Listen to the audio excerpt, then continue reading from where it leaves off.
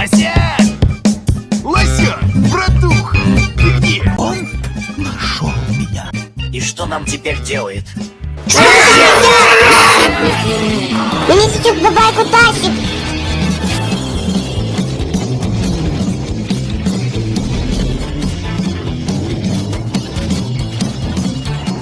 Все мы бороды отбили. Пода, тебе лучше бежать к танковому лосеш.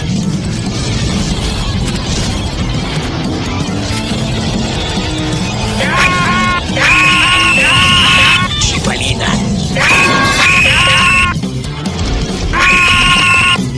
Ты где? Это что, машина? Так поехали быстрее.